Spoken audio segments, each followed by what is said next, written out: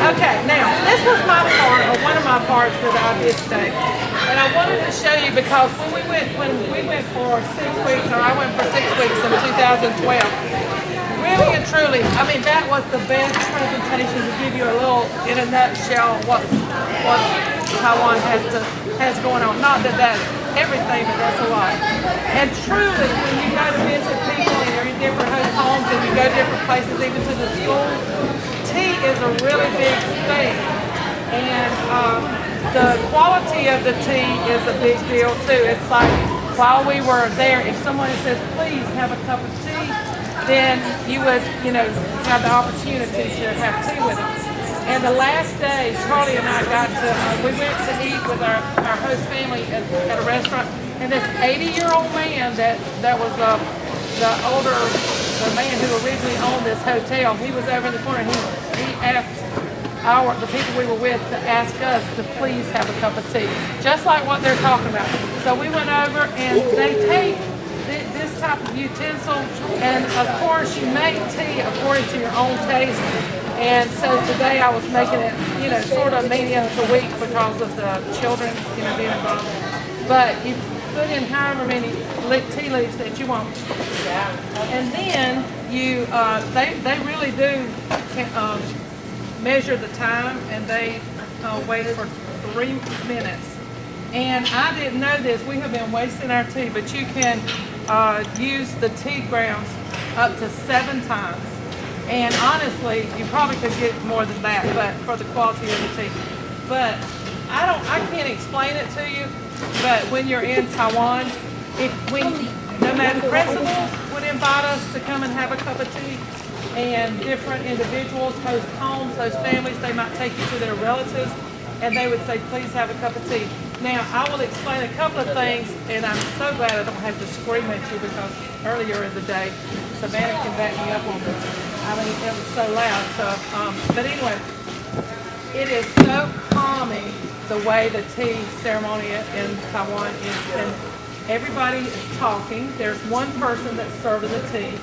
And as you drink the tea, I always wonder, why do you have such a little pot, Well, one thing is that you can use the grounds over and over. The other thing is that it's fresh the way it's made. You're trying to give Mama instructions? Okay, that's all right. Well, anyway, and you don't want the tea grounds to come into this pot. I always wondered, why do you have to have a second pot? I didn't understand it until I went to Taiwan. But anyway, and so after we're going to say that was approximately 3 minutes, give or take. I have no real idea. But anyway, I don't have anything to count with right this minute. And so while you have this pot that you actually could serve with, but I'm going to wait a minute because of what we're going to do, then they could go ahead and they have another pot going. And I thought that was pretty cool because I never really understood why you had 2 little pot things going on at the same time. And of course, I'm not nearly, I haven't been officially trained. I just really got to experience it. But the other thing I wonder, why in the world do they have such tiny little cups? Is it because they don't want to drink too much caffeine? Well, they're supposed to be known for this tea, so, I couldn't quite grasp it. And then I thought, well, maybe it's because, you're just supposed to take a small amount. Because Americans, not Americans, but I'm just saying that in general, I couldn't figure it out. So what it is they want you to be able to drink hot tea. So like while everybody's enjoying their visit, they're constantly refilling the tea, and so that it's constantly hot.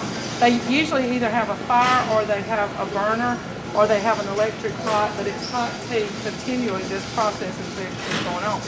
And as you visit, it's just very common, and I just can see how a lot of things in the world could be solved if everybody would really just sit around and have a cup of tea and, be nice and kind to one another. But until you experience it, I don't exactly know how to describe that feeling. Now, what I want to do is I'm going to come by and I'm going to put in just a little bit of tea, and there's a reason for it. And this is not the traditional way that when I went, we were served traditional tea, but this is like the old tradition, so it's before. And don't sip it yet. And I already told the Taiwanese children earlier today And yesterday too at the school, I said, if I'm doing it wrong, don't correct me. I'm having such a good time. And I really do respect the tea ceremony and the idea behind it. And until, like I said, I've said it 2 or 3 times, I'll say it again, until you really experience it. I don't know how many of you have ever been in a foot washing ceremony. I know this might be a little, you might say, what does that got to do with serving tea?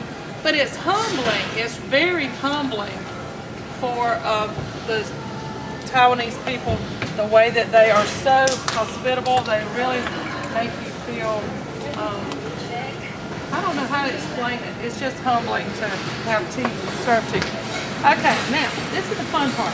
Now, you will take your tall glass and put it down on the table where you can reach it. We don't want it to. Take your empty cup and turn it over.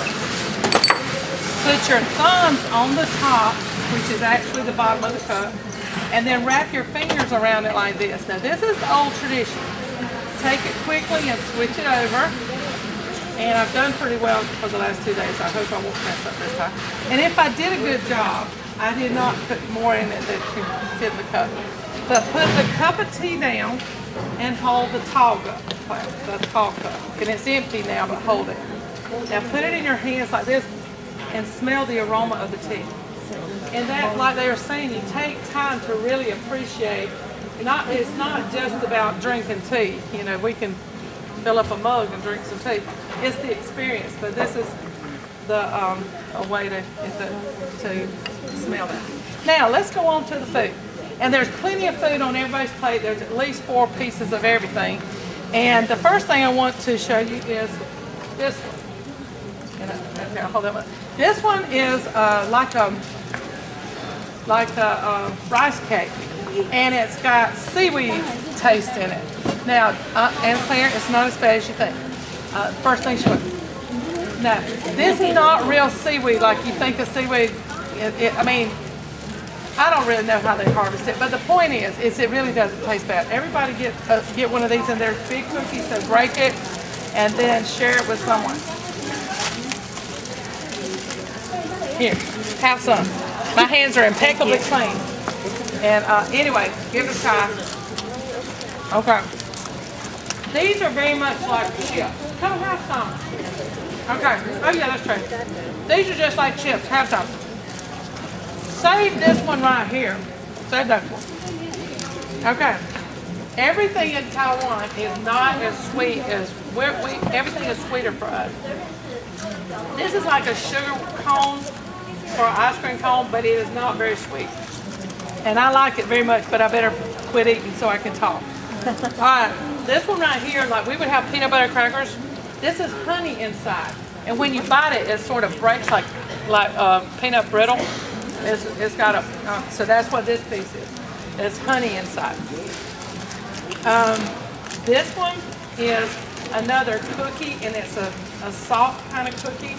This is Aboriginal food. When you go to the Aboriginal little towns and villages, this is what they serve. This is what Carly likes so much. But this is mochi, if I said it right. It has some kind of peanut flavor in the middle, and it's more like Turkish delight than it is gummy, but it's on the gummy, it bears, worms, all those things. It's like that, and it's intended to be sweet, but it's like it's made of rice, but it's like a real subtle sweet. It's not like grabs hold of it. Okay, now while your tea is still hot, go ahead and take one of the, and I'm sorry, I will try one of these. Everybody, you gotta try these. If they could bring a pineapple, I know everyone would bring me a pineapple. Those pineapples over there are just out of this world. You have never had a pineapple. I loved our fruit here before I went. After I went to an island that they actually let it ripen on the tree. I just have a whole different feeling about our fruit. I didn't even have a hard time serving it. But in the center of this is some pineapple. Be sure everybody gets you some now, even if you don't like pineapple. And bite it and then chew it up, because I'm going to take my moment on this one. It's going to be so good. This is the only way they can send us. And then take a little sip of your tea, because it's so good with tea. I was afraid it might be a little bit too hot, so I waited too long. It's not very hot, the tea. Okay, now, let's see what we have here. These, okay, that seaweed flavor I was talking about, this is a very common flavor. It's just a paper thin little flavor. This is like a crisp, like a cracker, but it's got a very thin flavor of seaweed. And you should have a couple of them on the table. And if anybody needs another one, you can grab these. Now there's two different, well, no there's not. This is another piece of fruit, but of course they can't bring fruit with them, so they brought the dried fruit. When you taste this, this looks like it's a guava. For those of you who have not had guava, it looks like a green apple, but it's all bumpy. And it's not got a sweet flavor at all. It's sort of a blank. Can somebody help me? What's the word for it? It's not tangy. It's not tart. It's citrus. No, it's not citrusy. It's not spearminty, but it is very different. I don't know, but if you taste this, you will get closer to the real thing. It's almost like rosemary. I like it, but I always went for the pineapple for sure.